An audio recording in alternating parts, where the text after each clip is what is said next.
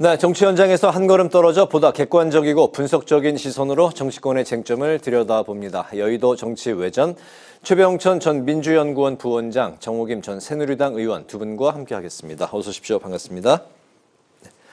우원식 국회의장이 주말까지 국회 원구성 협상을 여야 협상을 끝내달라고 이렇게 데드라인을 정했습니다. 그런 상황에서 국민의힘 추경호 원내대표가 법사위와 운영위를 민주당과 1년씩 번갈아 맡자 이렇게 이제 제안을 했습니다. 사실상 그 국회의장이 정한 시간 타임 그 테이블로 봤을 때는 마지막 제안일 것으로 보이는데요. 민주당은 여기에 대해서 만약에 1년간 대통령이 거부권을 행사하지 않는다는 조건이 붙는다면 한번 고민해 볼 수 있다 이런 입장을 비쳤습니다. 과연 지금 이제 분위기에서 21대처럼 민주당이 18개 상임위원회를 다 가져갈 가능성이 좀 높은 그런 상황이 아닌가 싶은데 두 분은 좀 어떻게 보시는지 먼저 최 부원장님부터 들어볼까요? 지금 추경호 원내대표의 제안에 대해서 네. 민주당 박찬대 원내대표가 화답을 하셨거든요. 대통령께서 1년간 거부권을 행사한다는 걸 약속하면 이제 해주겠다. 네. 한번 고민해보겠다. 근데 행사하지 않는다면 그렇죠. 행사하지 않는다는 걸 조건으로 네. 하면 이제 네. 검토해보겠다는데 실은 수용하기 어려운 역제안을 하신 거거든요. 그래서 실은 뭐랄까 이렇게 서로 수용하기 어려운 제안을 서로 하고 있는 모양새라 그럴까요? 네. 그래서 그런 상태이기 때문에 지금 그리고 국민의힘 입장을 생각을 해보면 역지사지해가지고 국민의힘 입장에서는 우원식 국회의장이 이거 제안했다 그래서 그러면 우리 그냥 곧바로 복귀하겠습니다. 라고 하기는 어려운 처지로 봐야 돼요. 내부에 아무래도 강한 목소리가 더 많을 거기 때문에. 네. 그래서 기존에 이게 법적으로 하자는 없으나 기존의 국회 관례가 안 맞는 건 맞거든요. 그런 거에서 이제 어떻게 보면 관례를 먼저 깬 건 민주당 측면이 있기 때문에 네. 그거를 국힘 입장에서 이걸 아무 일 없었다는 듯이 복귀하는 건 어렵기 때문에 이제 우원식 국회의장이 이렇게 하더라도 추경호 또는 국민의힘 입장에서는 이제 거부할 가능성이 많다고 봐야 되고 네. 그러면 이제 민주당 입장에서는 한 번 더 템포를 기다리든가 아니면 곧바로 18개 상임위를 전부 다 가져가면서 진행하든가 이렇게 이제 될 확률이 매우 높아 보이지 않나 싶습니다. 지금 보시기에는 그 분위기는 지금 어떻게 흘러갈 거라고 보십니까? 민주당 쪽 선택을 말씀하시는 거죠? 네. 민주당 쪽은 원구성 협상의 이제 결론이 좀 어떻게 날지. 저는 한 박자 더 걸릴 가능성은 있을 수 있다고 생각을 해요. 국회의장은 이번 주말까지 협상을 종료해달라고 지금 이제 그러니까 그렇게 얘기를 하셨지만 네. 그것도 이제 한 번 더 할 수도 있는 거니까 네. 국회의장이 그래서 딱 어떤 이제 뭐 이후에 추가 기회 없이 이번으로 딱 문 닫고 이제 시작하실지 네. 한 번 더 그러면 이제 한 번 정도 더 기회를 줄지는 열려 있는 게 아닌가 싶습니다. 기회는 열려 있다고 네. 보고 계시는군요. 국민의힘이 법사위와 운영위를 1년씩 번갈아 맡자 이런 제안을 한 거는 민주당이 받아들일 가능성이 있다 이렇게 이제 보고 제안을 했을까요? 그냥 소위 절박한 상황에서 세 번째로 제안을 한 것 같아요. 절박한 상황에서. 처음에 이제 공개 토론, 그 다음에 권한쟁의 심판, 그 다음에 그것도 안 되니까 1년씩 나눠 하자 그랬는데 네. 하나도 안 받았어요. 세 개의 제안을. 그리고 공개 토론 같은 경우는 민주당이 11개의 상임위원장을 독식하기 전에 제안했었어야 돼요. 공개 토론을 하고 계속해서 법사위와 운영위하고 가방위를 갖고 가겠다 하니 네. 공개 토론부터 하자라고 그때 막았었어야 되는데 이미 그 11개를 독식한 다음에 그걸 원천 무효화하고 공개 토론하자 그러니까 안 받죠. 네. 그다음에 권한쟁의 심판 청구를 했지만 이게 받아들여질 가능성이 현실적으로 많지 않습니다. 그런 상황에서 1년씩 돌아가면서 하자고 하는 거는 거의 이렇게 되면 이제 읍소나 마찬가지예요. 그런데 지금 우원식 국회의장은 주말까지 데드라인을 정했잖아요. 네. 그러면 이제 주말은 우원식 의장이 정한 거니까 그 다음에 뭐 들어갈 수도 있고 그러나 무엇을 하든 어떤 선택을 하든 국민의힘이 만약에 야당이라면 이렇게 민주당의 입법 폭거가 상당히 심각한 수준이다 이렇게 성토할 수가 있어요. 근데 책임 여당 아닙니까? 그렇기 때문에 어떤 선택을 하든 모양 빠지게 돼 있다면은 조금 덜 빠지는 방법이 네. 주말까지 협상을 끝내라. 원구성 협상을 끝내라 그랬잖아요. 끝낼 것도 없다. 내일 들어가겠다 하고 7개 가져가는 방법도 있겠죠. 네네. 내일이 목요일 아닙니까? 네. 그러니까 주말까지라고 데드라인을 뒀지만 국회의장 말도 안 듣는 거고 책임 정당으로서 더 이상 지금 그 야당의 폭거를 보니까 뭐 씨알도 안 먹힐 것 같고 그러나 네. 우리는 책임 여당으로서 어떻게 보면은 궁여지책으로 보일 수도 있으나 그러나 국회를 이렇게 공전하게 만들 수는 없다. 책임감으로. 그리고 먼저 들어가는 방법이 하나 있겠죠.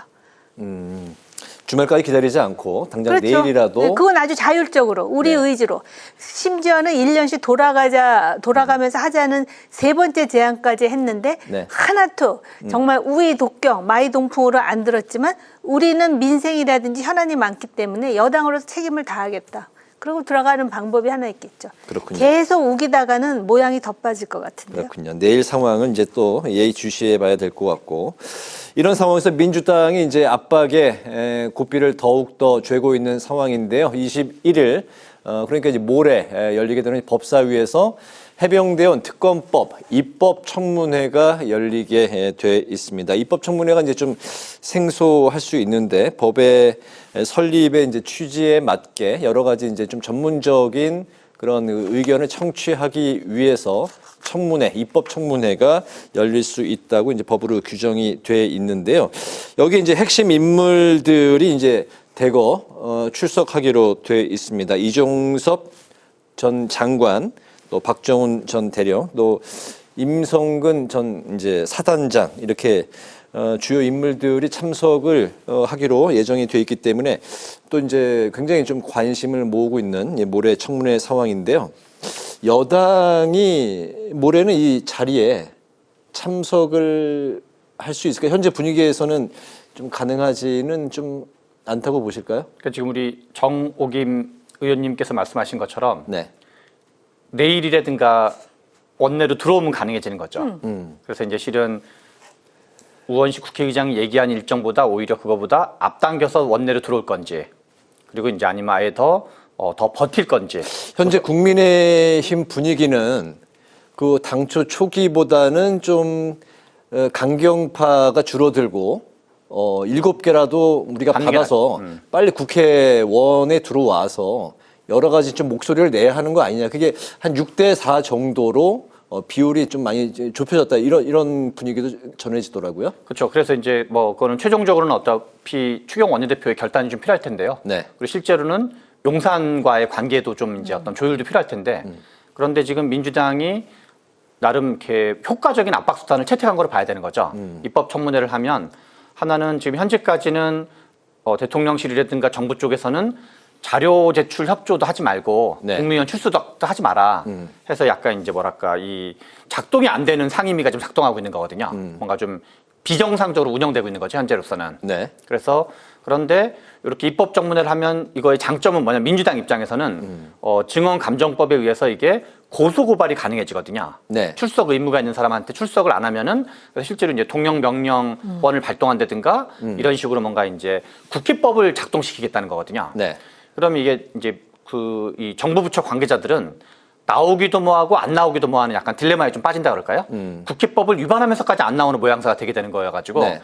민주당이 나름 이제 어떤 효과적인 전술을 채택한 거를 봐야 되고 그래서 이거를 국민의힘 계속 버티기를 하면 약간 이 딜레마에 빠지게 된다는 봐야 되는 거죠. 그래서 국회법을 우리가 위반할 건지 네. 아니면 국회법을 지킬 건지 그래서 그런 거를 고려할 때 오히려 앞에서 정 의원님이 말씀하신 것처럼 이제 현실적으로는 어차피 민주당은 계속 이런 방법을 계속 쓸 거거든요.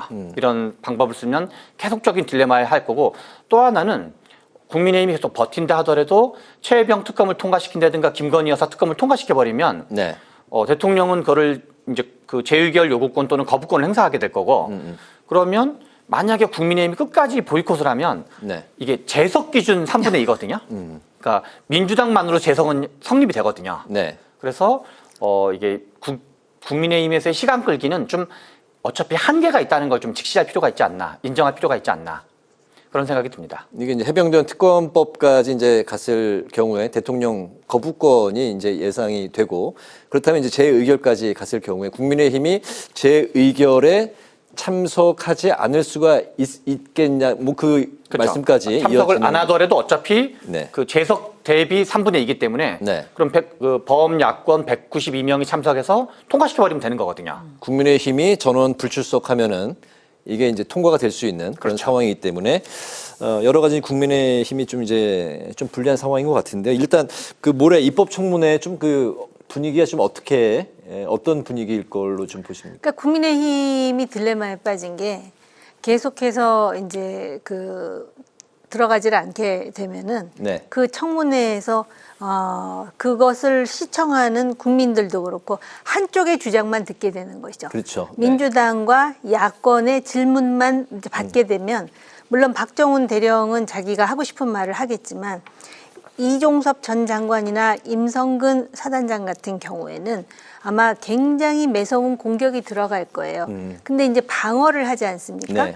근데 보통 청문회가 양쪽 의원들이 있으면은 적어도 또 그 사람들이 하고 싶은 말을 유도할 수 있는 질문을 해줄 수가 있는데 국민의힘에서 네. 거부하고 안 나타나게 되면은 듣는 또는 시청하는 국민의 입장에서는 굉장히 그 불리한 방향으로 인식이 구조화가 되겠죠. 그래서 지금 그 청문회는 소위 적절한 표현은 아니지만 방탄을 위해서라도 들어가야 되는 게 아니냐라는 얘기가 나온대요. 네. 근데 제가 조금 전에 말씀드린 대로 내일 이제 국회를 정상화하겠다고 들어가게 되면은 바로 이 청문회 때문에 들어간다라는 오해 내지는 이해를 할 가능성이 매우 높죠. 그럼에도 불구하고 모르겠습니다. 국민의힘은 이 최혜병 사태에 대해서 어떻게 이해하고 어떻게 인식하고 있는지는 모르겠으나 네. 일단 그 질문을 할 때 야당 의원들만 앉아서 하는 질문이 과연 그 대통령실의 그 관계자들이나 또는 여당의 입장에서 볼 때 불편한 일이 많을 거예요. 네. 그래서 불가피하게 들어가야 되는 것 아니야라는 현실론이 생길 수도 있죠. 만약에 여당이 불참을 하게 된다면 네. 굉장히 해병대원 특검법과 관련한 여론이 많이 민주당 쪽으로 더 좀 갈 수도 있다. 그게 민주당 쪽이라고 말씀드리기는 좀 적절한 표현은 아닌 것 같고요. 네. 일단 그 많은 국민들이 지금 특검을 찬성하고 있는 그 분위기가 있어요. 네. 그러니까 중요한 거는 외압이 있었느냐라는 것하고 사단장의 책임 정도를 어느 정도로 봐야 되는지 이거든요. 그런데 지금 그 사단장의 탄원서서부터 시작해갖고 대통령과 이종섭 전 장관 간의 세 차례 통화도 그렇고 또 해병대 사령관이 녹취하고 있는 그 기록들도 그렇고 어떻게 보면은 지금 당장 외양상 볼 때 네. 굉장히 그들에게 불리한 이야기들이 많이 나올 수 있어요. 그런데다가 청문회에 질문을 하는 국회의원들은 진실을 확인하는 그거보다도 어떻게 하면 정치 공방화해서 그 소위 그 자기네들이 생각하는 방향으로 유도하려고 하지 않겠습니까? 그러니까 그걸 상대가 좀 잡아줘야 되는데 여기가 전혀 없으면 네. 그 방향으로 계속 갈 수밖에 없죠. 그리고 이 전직 국방부 장관이나 이 사람들이 지휘는 했겠으나 질문에 대한 답변을 할 때 국회에서 오래 묵은 사람들의 그 질문에 또는 네. 그런 어떤 정략적인 질문에 과연 얼마만큼 준비가 돼 있는지도 또 모를 일 아니겠습니까? 네네. 네. 그렇군요. 모레 이제 입법 청문회가 열리는 건데 그렇다면 국민의힘의 그 참석 가능성은 좀 어느 정도 보실까요? 그러니까 열려 있다. 이렇게 열려 생각이 있다. 들어요. 예. 그러니까는 그 무조건 거부하고 안 나가가지고 이 소위 청문회가 지체된다든지 아니면 오히려 국민 여론이 그것 때문에 더 유리하게 작동한다면 모르겠지만 지금 전반적으로 손을 놓고 있음으로써 네. 가뜩이나 불리한 게 더 불리할 수 있는 방향으로 갈 수가 있는 것이죠. 만약에 참석을 한다면 거기에는 그 전에 7개 상임위를 받고 이제 네. 들어가는 그런 수순이 된다고 보시는 그렇죠. 거죠? 책임 여당으로서 네. 이런 입법 폭거와 만행에도 불구하고 어쩔 수 없이 그래도 민생을 생각해서 눈물을 머금고 들어간다. 지금 아무것도 안 되잖아요. 뭐 저기 뭐야 공개 토론도 안 하는 것이고 네. 지금 아무것도 안 하니까 그렇게 들어간다 해가지고 그 더 많이 그 스타일이 구기는 건 아니라는 것이죠. 알겠습니다. 다음은 이제 여야 간의 전당대회 시즌 이야기를 좀 해볼까 하는데요. 국민의힘 이제 전당대회가 이제 더 앞서 열리게 되죠. 한 달 후 이제 7월 23일 전당대회 날짜가 이제 확정이 됐습니다. 한동훈 전 비대위원장이 등판을 하느냐 이제 상수로 여러 가지 이제 이야기가 나오고 있습니다. 뭐 친윤이냐 뭐 이런 이제 구도 이야기까지 나오고 있고 그렇다면 이제 친윤은 나경원 의원 중심으로 지금 모이고 있는 분위기가 아니냐. 지난 국민의힘 당대표 선거 때 나경원 또 의원이 출마를 했지만 끝내 이제 접은 그런 상황이 됐는데 이번엔 또 친윤 쪽으로 또 그 여론에서는 이제 분류가 되고 있는 상황인데요. 전당대회 구도 관련해서 또 용산과의 이제 관계 뭐 좀 전반적으로 좀 말씀을 들어볼까요? 지금 대통령 지지율이 뭐 조사마다 전화 면접이냐 ARS냐랑 좀 다르긴 하지만 네. 총선 대비 한 10%포인트 정도에서 한 많으면 15%포인트 정도 줄어들었거든요. 그래서 이제 그래서 대통령 지지율이 한 20%대 가까이 된다고 이제 보통 얘기를 하는데 네. 그만큼 어떻게 보면은 이제 그 친윤 계열 그러니까 그 윤석열 대통령과 가까운 친윤 계열의 영향력도 같이 줄어든 걸로 봐야 되거든요. 네. 국민들로부터 별로 좋은 평가를 못 받고 있기 때문에 그래서 서로 친윤을 표방하면서 지난번에 이철규 원내대표가 출마하려고 했었지만 출마 자체가 더디될 정도였었거든요. 당시에 그것도 뭐 원해서라기보다는 어떤 여론의 압박에 밀려서라고 봐야 되는 건데 네. 그러니까 당대표 후보는 사실상 이제 독자적으로 내기는 어렵다 봐야 되고 그래서 비윤 계열 중에서 그나마 좀 이제 대화가 될 것 같은 네. 덜 비윤이라 그럴까요? 비윤의 거리 정도에서 그런데 한동훈 전 비대위원장은 뭔가 좀 이렇게 뭔가 대가 있을 것 같고 그리고 뭔가 좀 상황에 따라서 얼마든지 이렇게 그 용산과 대립각을 세울 가능성도 있어 보이니까 차라리 그나마 이제 나경원 의원이 뭔가 한동훈 비대위원장에 비하면 네. 상대적으로는 좀 이제 뭔가 가까운다고 보는 거죠. 뭔가 이렇게 조율 가능성이 있다고 보고 있기 때문에. 네. 그래서 지금 이제 그 국민의힘은 7월 23일이고 민주당은 이제 8월 18일 날 지금 각각 전당대회 당대표 선출 일정이 잡혀 있는데 가장 관심사는 나경원 의원이 출마하냐 안 하냐가 관심사였다고 봐야 될 것 같아요. 네. 근데 나경원 지금 의원은 좀 출마하겠다는 분위기가 유력하게 좀 언론에서 나오고 있기 때문에 그렇죠. 네. 나경원 의원은 또 여러 차례 당대표도 나오고 서울시장도 여러 차례 도전하셨던 분이기 때문에 원내대표도 하셨던 분이고 네. 그래서 나름 세력으로서는 꽤 많이 붙을 수 있지 않을까. 그래서 이 한동훈 전 비대위원장이 맞설 수 있는 비교적 최강의 카드라 그럴까요? 선택 가능한 최강의 카드가 아닌가 싶어서 나름 빅매치로 볼 수 있겠다 그런 생각이 듭니다. 네, 한동훈 전 비대위원장은 주말쯤에 이제 출마 의사를 이제 공식화할 것으로 지금 이제 전망이 되고 있고 나경원 의원도 출마가 상당히 유력한 것으로 네. 그 좀 현재로서는 좀 그 2인 구도로 가는 거 아닌가 이제 싶은데요.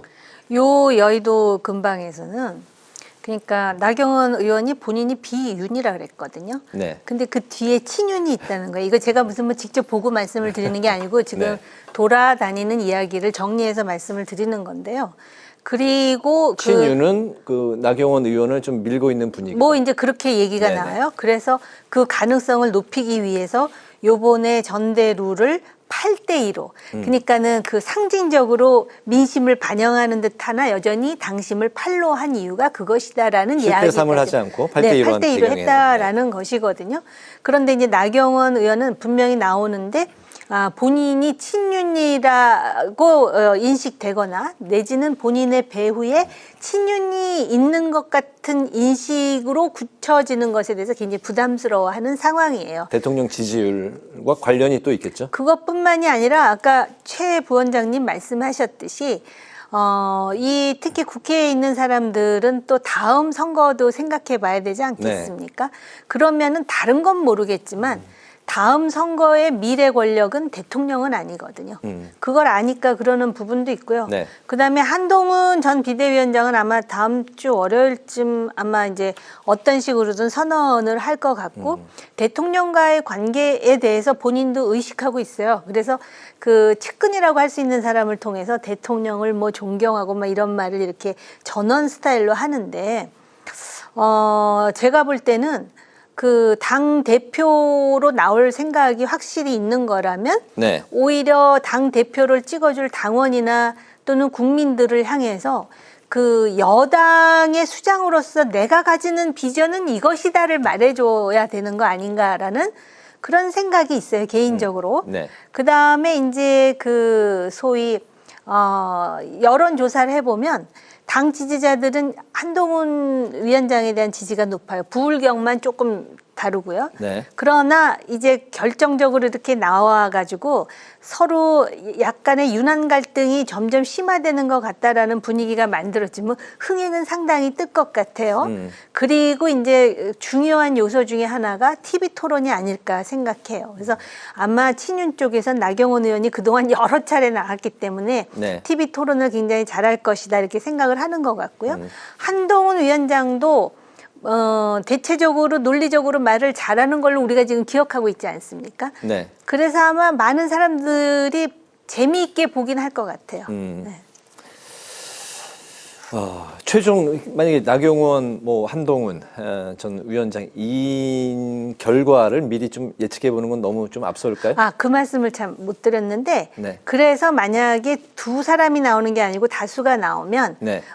처음에 한동훈 전 비대위원장이 50%를 석권하지 못하도록 하는 게 목표라는 거예요. 1차 지금 과반이 그렇죠. 안 되면은 그러면 2차로 넘어가는 네, 그렇죠. 거죠. 그럼 네. 결선 투표로 갔을 때 네. 그러면은 한동훈의 대항마가 훨씬 승률이 높아지지 않겠느냐 뭐 이런 전략까지 지금 요 근처에서 얘기가 돌고 있어요. 2차로 갔을 경우는 이제 한동훈 그 전 위원장 외에 나머지 후보들이 합종 영행으로 네. 이제 네. 그러면 이제 그야말로 이제 1대1로 대결 구도가 되잖아요.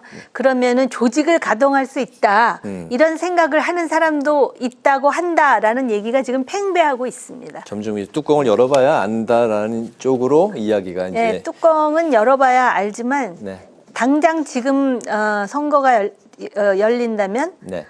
한동훈이죠. 근데 아주 어대한 이런 말에 대해서 친윤은 모욕적이다라는 표현을 쓰잖아요. 그런 모욕적인 얘기 하지 말라고. 그렇군요.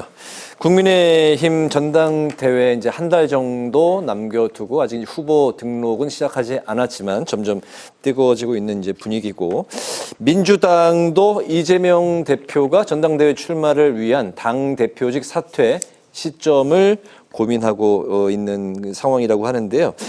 이 상황에서 이재명 대표의 이제 애완견 이제 이 논란, 이 발언 논란이 있었고, 또 양문석 의원이 이제 어모 사격한 것에 대해서도 여러 이제 뒷이야기가 나오고 있는 상황에서 오늘은 또 이제 강민구 최고위원이 이재명은 민주당의 아버지다, 또 이런 발언을 했습니다. 최근에 이제 이런 일련의 이제 민주당 안에서 나오고 있는 발언들이 이제 유권자, 국민들이 바라봤을 때는 민주당이 과연 이제 좀 역풍까지 좀 불 수가 있는 그런 시그널로 좀 바라봐야 되는 건지, 이런 일련의 말 상황에 대해서 어떻게 보십니까? 민주당 얘기를 하기에 좀 앞서서 앞에서 우리 정 의원님 말씀한 거 약간 좀 보충을 네, 하고 싶어가지고 윤석열 대통령 지지율이 이제 총선 이전과 이후를 비교해서 제가 이제 직접 분석을 좀 해본 적이 있거든요. 어디가 제일 많이 빠는지를 봤어요. 우리가 뭐 지지 정당도 있고 세대도 있고 연령도 있고 지역도 있고 여러 가지 방법이 있는데 가장 많이 빠진 데가 보면은 나는 국민의힘을 지지한다라고 답변한 사람과 나는 보수다라고 답변한 데서 평균보다 거의 2배 가까이 빠졌어요. 네. 전체 평균이 한 그 조사마다 좀 다르지만 한 뭐 예컨대 10이 빠졌다. 10%포인트 언제에 빠졌다면 비해서 2배가 빠졌다고요? 총선 이전과 이후. 네. 그래서 가장 많이 빠진 게 보수의 핵심인 분들이 뭔가 윤석열 대통령이 못 믿어온 거야. 뭐 이유야 이제 여러 가지 이유가 있을 수 있겠지만. 네. 그래서 윤석열 대통령에 대해서 못 믿어하는 보수의 핵심 지지층, 나는 보수다라고 답변한 사람과 나는 국민의힘을 지지한다고 답변한 사람이 지지율이 제일 많이 빠졌기 때문에 네. 그 에너지의 일부가 지금 약간 한동훈 위원장에 대한 지지로 간 거거든요. 그래서 만에 하나 우리가 이제 선거 결과는 이제 뚜껑은 까봐야 알긴 하겠지만 근데 만약에 나경원 의원이 당선이 되고 한동훈 전 비대위원장이 떨어진다. 네. 그럼 제가 보기에는 국민의힘 지지자들은 아노미에 빠질 가능성이 매우 높다. 아마 대혼란에 빠지고 네. 어마어마한 절망감에 빠질 가능성이 매우 높다. 네. 그래서 이제 물론 이제 그는 뚜껑은 까봐야 알겠지만 그런 것까지도 이제 아마 제가 보기에는 작동을 하지 않을까 하는 생각이 좀 들고. 네. 그리고 뭐 이제 말씀하신 대로 한동훈 전 비대위원장이 국민의힘 당대표 후보로 나온다 그러면 지금 국민의힘이 어려운 거는 윤석열 정부가 여러 가지 인기가 많이 떨어진 거는 네. 최혜병 특검이나 김건희 여사 특검 문제도 한 축으로 있지만 제가 보기에는 그거만큼이나 훨씬 중요한데 지금 덜 다루고 있는 거는 집권 여당이라는 거가 해야 될 역할은 집권을 해서 국정을 운영하는 게 집권 여당인데 실은 우리가 3대 개혁이라 해서 연금개혁, 노동개혁, 교육개혁을 얘기하지만 노동개혁과 교육개혁은 정부 발의 법안도 아예 없을 정도예요. 네. 그러니까 뭐 하는 게 별로 없다 그럴까요? 그래서 집권 여당다운 여당으로 바뀌는 거. 그래서 그런 부분이 부재하니까 더 특검이 도드라져 보이는 거죠. 네. 그래서 뭔가 국민들이 보기에 정책적으로 나라의 어떤 이 책임 집단으로서 할 일을 하고 했을 때 특검이 있으면 그게 덜 도드라졌을 텐데 그런 측면이 있을 거기 때문에 이제 나경원 의원이 됐건 한동훈 전 비대위원장이 됐건 이런 논란까지 돼서 같이 의미 있는 논쟁까지가 진행이 돼야지 여당이 좀 뭔가 여당 구실을 하려고 그러나 보네 라면서 국민들이 좀 기대를 갖지 않을까 이런 생각이 좀 들고 네. 지금 민주당 같은 경우는 이 192석 범야권으로 치면 그리고 민주당으로 치면 이제 172석 정도를 좀 갖고 있는데 그래서 이 상임위 독식 과정 근데 이 5월 달에는 종부세 완화라든가 연금 개혁이라 해서 약간 민주당 이슈를 주도하는 모양새였어요. 네. 근데 6월 들어서 분위기가 또 확 바뀌었거든요. 세금 문제도 이제 좀 그렇죠. 이제 약간 정부 여당이 작전상 후퇴를 하든 예. 정부 여당이 종부세 폐지까지도 폐지 또는 사실상 폐지를 하겠다라고 이제 입장을 밝히니까 완전히 이제 반대되는 입장으로 민주당은 그거에 대한 비판적 입장으로 확 돌아섰는데 네. 6월 달에 분위기가 확 바뀐 분기점 중에 하나가 6월 7일 날 있었던 이화영 전 부지사에 관한 9년 6개월의 실형이었거든요. 네. 1심 판결이 나온 거죠. 그래서 다시 이재명 대표의 사법 리스크가 쫙 올라왔고 실은 그거를 그 누구보다 이재명 대표 본인이 미리 이제 이런저런 고민이 많았을 테고 그래서 지금 어떻게 보면 민주당은 이 사법 리스크에 대한 대응 네. 대선까지 해서 그게 가장 중요하기 때문에 여러 가지 어떤 총선 과정에서 여러 가지 공천 논란 과정에서 압승하면서 이재명 대표의 독주 체제는 완성됐다고 봐야 되고 뭐 이렇게 뭐랄까 이렇게 그런 ING 과정이 아니라 이제 완료형으로 봐야 되고 네. 그래서 지금 민주당이 전통적으로 국민의힘이 법조 출신들이 많은데 민주당이 법조 출신이 거의 2배 가까이 많을 정도거든요. 그래서 여러 가지 어떤 사법 리스크에 대한 대응이 민주당의 어떤 핵심 어떤 의회 운영 전략이라고 그럴까요? 그런 거 중심으로 있기 때문에 여러 가지 나머지 거기에 맞춰서 각각 다양한 민주당의 의원이나 정치하시는 분들이 네. 이재명 대표를 좀 약간 우리 얼마 전에 유행했던 드라마에 의하면 추앙하는 여러 가지 표현들이 서로 경쟁적으로 나오고 있는 거는 네. 뭐 총선 결과 이후에 어떻게 보면 당연한 흐름이고 다만 이제 이 독주가 이대로 쭉 갈 건데 이게 언제 과연 변할 수 있는가? 저는 국민의힘의 어떤 쇄신 그런 게 없으면 정치라는 건 약간 상대평가 성격이기 때문에 이제 잘 안 바뀔 수 있겠다 이런 생각이 듭니다. 네, 좀 이제 길게 들어봤는데요. 말씀하신 뭐 추앙이라는 표현을 쓰셨는데 민주당의 이제 이재명 독주 체제는 완결형이다. 네. 네, 말씀하셨는데 그런 상황에서 최근에 이제 오늘 뭐 강민구 최고위원, 지명주 최고위원의 이 발언까지 해서 이재명 독주 체제의 뭐 사법 리스크까지 해서 좀 어떻게 보고 계십니까? 이게 비교가 적절할지는 모르겠는데요. 북한 체제를 들여다보잖아요. 그럼 이제 김정은 중심으로 아주 단단하게 고착화돼 있잖아요. 네. 그럼에도 불구하고 우리나라에서 확성기 튼다 그러면 굉장히 신경을 곤두세우는 이유가 그렇게 그립을 잡고 있어도 머리까지는 지배하는데 이 가슴을 지배하지 못하거든요. 네. 사실 이거 비교가 적절하다고 저도 생각은 안 해요. 그러나 민주당의 경우에 지난 총선의 공천서부터 시작을 해가지고 완전히 친명으로 아주 그냥 싹 갈아엎었어요. 엎었음에도 불구하고 지난번에 의장 후보 뽑을 때 보세요. 또 일련의 반란이 일어나지 않습니까? 그런데다가 이번에 당원 당규를 이재명 중심으로 바꾸는 것에 대해서 그 강성 지지자들로부터 수박 비판을 받으면서도 자기 입장을 분명히 소신껏 얘기하는 사람들이 있잖아요. 그런 차원에서 지금 일련의 분위기는 바로 이화영 재판에 대한 이재명 대표의 불안한 심리, 여기에 더해서 지금 민주당에 그걸 너무 잘할 거 아닙니까? 아마 여기에 앉아있는 우리보다 훨씬 가까이 있기 때문에 더 네. 잘할 거예요. 그 사람들의 심기 보좌가 반영돼서 급기야는 민주당의 아버지라는 전대미문의 언어 도단에 이런 용어까지 나오는 게 아닌가, 그렇게 생각이 드네요. 알겠습니다. 시간 관계상 이제 여의도 정치 외전 마칠 시간이 됐습니다. 마쳐야 되겠습니다. 지금까지 최병천 전 민주연구원 부원장, 정우김 전 새누리당 의원 두 분과 함께했습니다. 오늘 말씀 잘 들었습니다. 감사합니다.